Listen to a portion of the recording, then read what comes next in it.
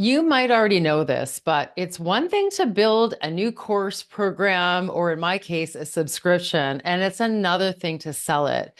So, the last thing you want to do when you're launching a new program is think about sales, but it's actually one of the things you want to think about first is how the heck are you going to sell this thing? Because it's easy to create and it's harder to sell. So I'm going to share with you today how I'm planning to launch and sell my subscription that I'm still working on and what I'm doing now to get ready for that. So in one of the previous episodes, I shared that I had started writing my sales copy.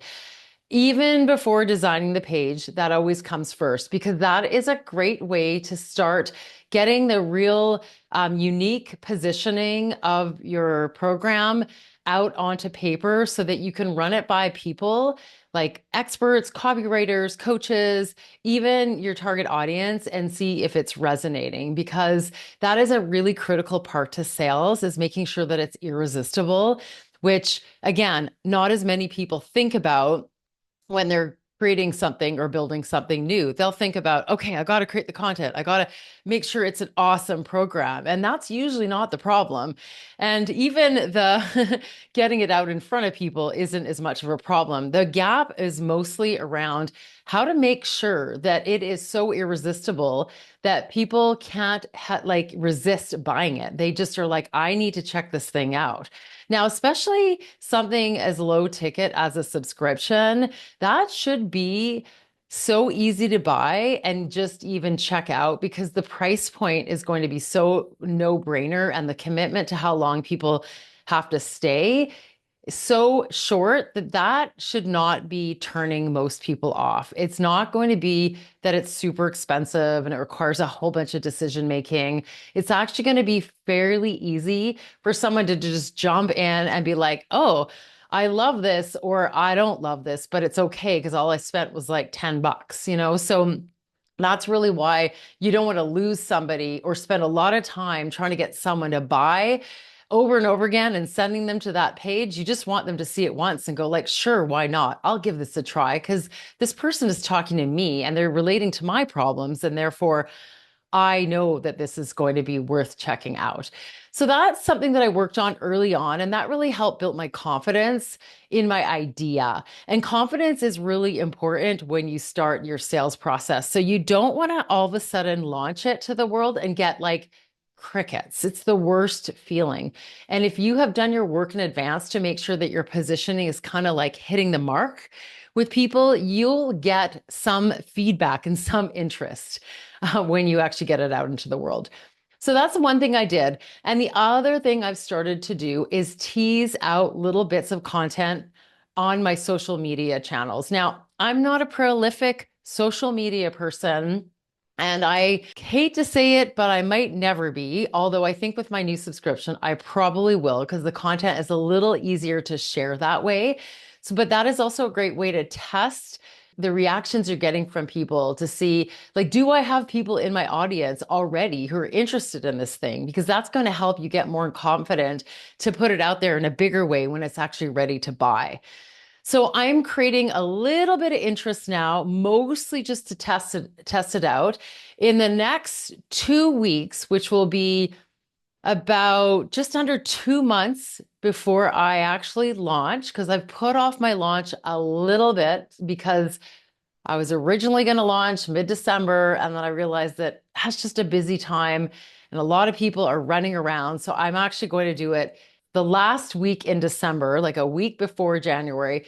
And that's now giving me just under 2 months to start seeding some of the content. So in the next 2 weeks, I'm going to start actually seeding content more intentionally. Now, in my case, I'm going to be doing it through Facebook ads and just a very engagement oriented, very low cost campaigns. Now, I have always done a bit of Facebook ads, and that's a lot to do with the fact that I don't have a lot of bandwidth for creating tons and tons of social content. So I have used ads instead. So I have recently learned a strategy to put out content using ads at even like a couple dollars a day, which is super easy for me to do. And I know how to manage the process. And that's going to help me start building an audience of just people who are engaging with the kinds of content that I'm putting out there, the topic that I'm going to be talking about. And then I will be eventually retargeting that audience with stronger calls to action, like sign up for my lead magnet and like or follow if you want to hear more, so that I can start building an audience and getting some people to start getting over to my new list.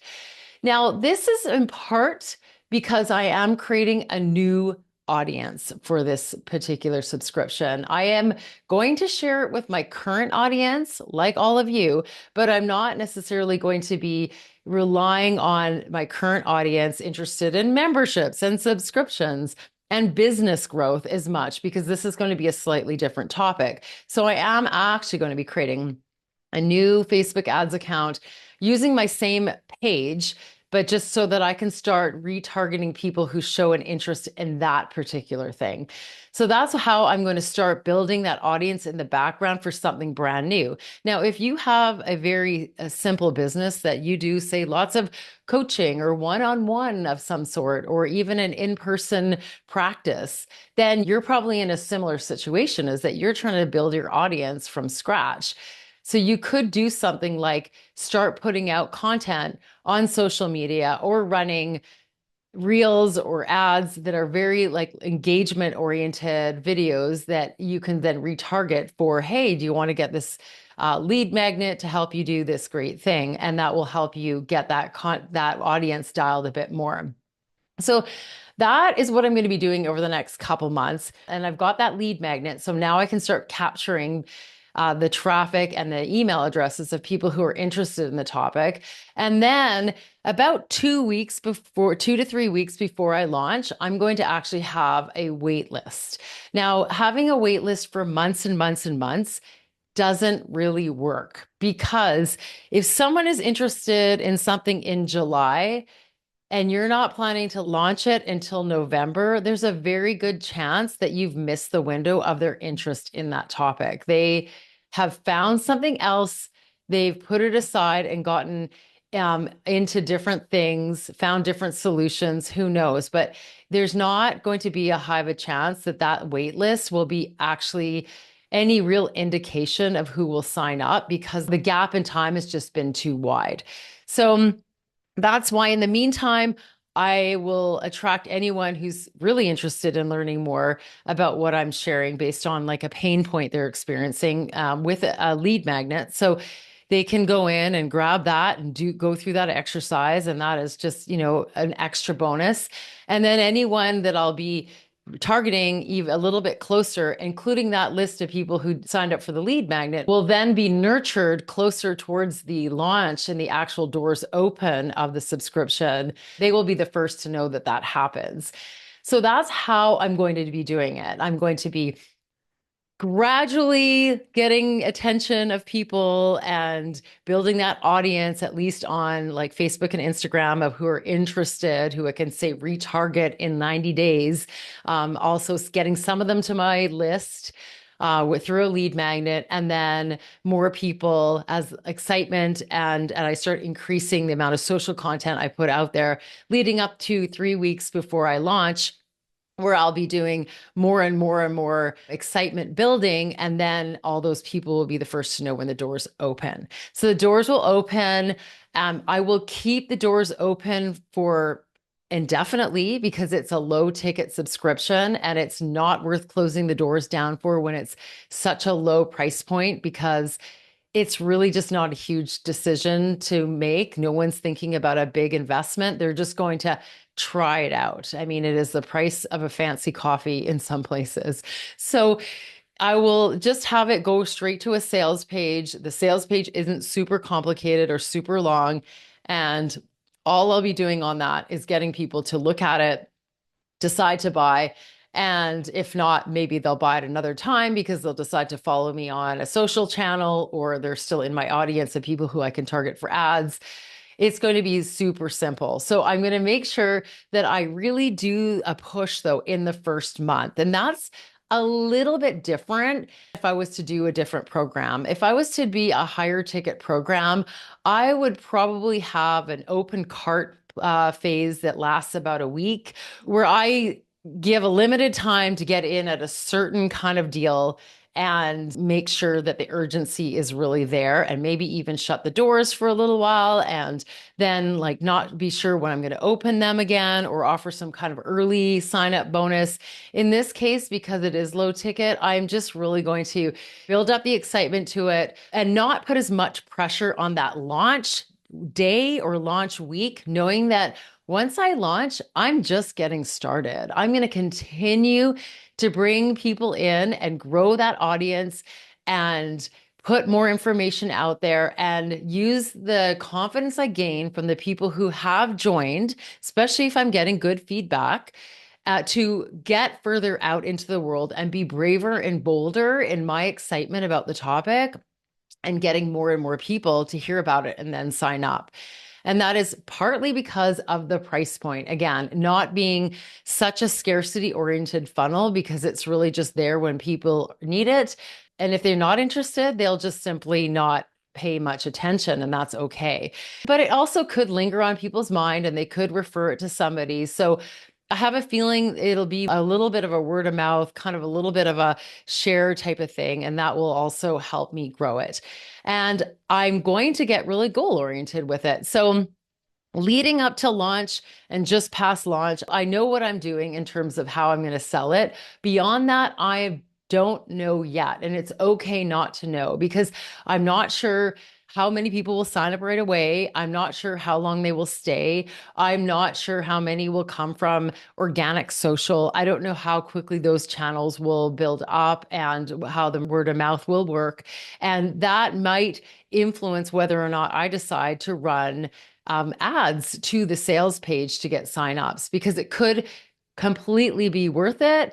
But because it's such a low price point, it's a risk. And so if I don't get enough people signing up and I'm spending way more than I'm getting from the subscribers who do sign up, then it might not be worth it. But I realized that it's not worth looking that far ahead, because there's too many variables that you can't control, and there's too many decisions that don't need to be made right now, and they would only compete with my getting the really critical work of getting this subscription done now, because I have a whole bunch of tech to do. I'm moving platforms, I'm hosting it somewhere different, I got a huge learning curve and all this tech stuff to do. And that's going to take a little bit of my time. And I'm going to, by the way, share all of that with you in the next episode. But I just need to have time and space to do that and not clutter my brain with not now problems, because I can't even figure out what those might be. And that's a bridge I can cross when I come to it, or a little bit closer when I've checked a few more urgent things off my list, like building the subscription, like creating the sales page and getting all that really critical stuff done. So that is my somewhat simple sales funnel to sell my subscription, leading up to the launch of it and during the launch period of it, with not too much emphasis put on the post few weeks beyond the launch period, because that is yet to be seen. And I know the right things will come to me at the time when I need it. So I hope that was helpful for you today. Do not forget to subscribe so you don't miss the final few episodes in this series. And certainly don't miss when I launch this new subscription that I'm super excited about. If you want a little hint on what it's about and you find yourself feeling behind all the time, I did hint a little bit about how to manage your projects and how to get your head thinking around what's important now versus later. And that's the kind of stuff I'm going to be delivering in my subscription. So if you're trying to figure out how to get out of that feeling of feeling behind and the guilt that goes with it, then go check out my free training at scalingdeep.com/behind, and I will get you sorted out. Thanks for being here, and bye for now.